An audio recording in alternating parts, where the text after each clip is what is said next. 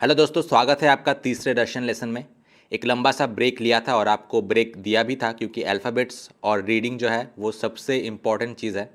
इससे आपका जो रशियन लैंग्वेज का बेस है ये उसी पे डिपेंड होता है और इसीलिए आपको मैंने अल्फ़ाबेट्स और रीडिंग सीखने का पूरा टाइम दिया था। तो अगर आपने मेरे पिछले 2 लेसन्स को सही से फॉलो किया है तो अब तक आपको रीडिंग आ गया होगा और अब से जो है फ्रीक्वेंटली लेसन्स अपलोड होंगे और एटलीस्ट हफ्ते में 2 लेसन्स तो अपलोड होंगे ही। अगर आप मेरे कोर्सेज में एडमिशन लेना चाहते हैं तो मुझे व्हाट्सएप कीजिए इस नंबर पे। तो आज हम सीखेंगे रशियन में बेसिक सेंटेंसेस कंस्ट्रक्ट करना और क्वेश्चंस पूछना। तो रशियन में आपके लिए एक एडवांटेज है कि रशियन में प्रेजेंट टेंस में वर्ब टू बी मतलब इज, एम, आर जैसा कुछ भी नहीं है। तो अगर इंग्लिश में मैं कहूँ कि आई एम सम्राट, हिंदी में होगा कि मैं हूँ सम्राट, लेकिन रशियन में सिर्फ 2 वर्ड इस्तेमाल होगा, या सम्राट मतलब मैं सम्राट, आई सम्राट।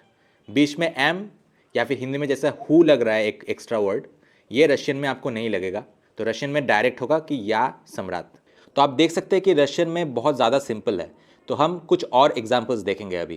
पहला सेंटेंस है एता दोम, this is a house. Is a कुछ भी नहीं लग रहा है। एता दोम, एता क्वार्टीरा, एता मामा, एता पापा। अब आते हैं कि रशियन में सवाल कैसे पूछे जाते हैं।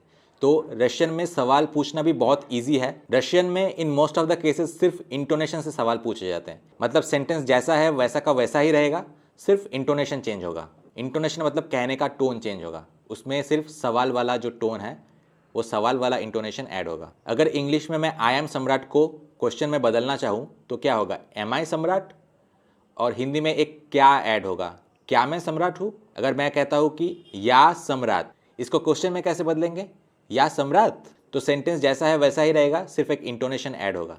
अब आते हैं हम दूसरे सेंटेंसेस पे। एता दोम, एता दोम, एता क्वार्टीरा, एता क्वार्टीरा, एता मामा, एता मामा, एता पापा, एता पापा। अब हम राइटिंग भी प्रैक्टिस करेंगे और एक सिंपल सा कॉन्वर्सेशन जो है वो सीखेंगे। तो चलिए चलते हैं। पहले आप थोड़ा वोकेबुलरी देख लीजिए, यहाँ पे सारे वर्ड्स लिस्टेड है जो इस कॉन्वर्सेशन में यूज होने वाले हैं।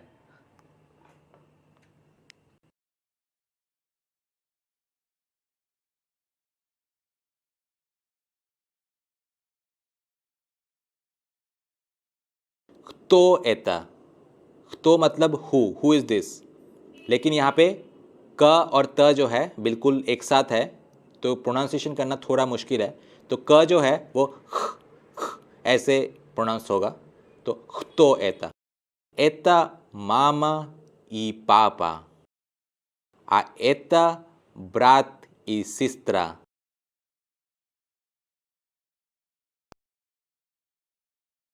तो वी या स्टूडेंट,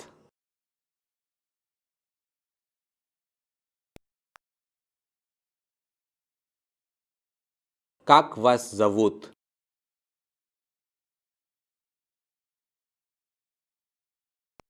Меня зовут Олеग।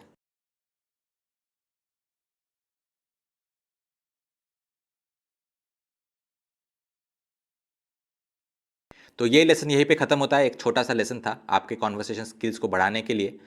और नेक्स्ट लेसन में मैं सिंगुलर, प्लूरल, जेंडर इसके बारे में डिस्कस करूँगा और कैसे सिंगुलर, प्लूरल और जेंडर के हिसाब से पर्सनल पॉसेसिव प्रोनाउंस, ये नाश मतलब आवर्स, योर्स, माइन, ये कैसे बदलेगा, ये पूरा डिटेल में मैं आपको समझाऊंगा अगले लेसन में जो कल ही आने वाला है।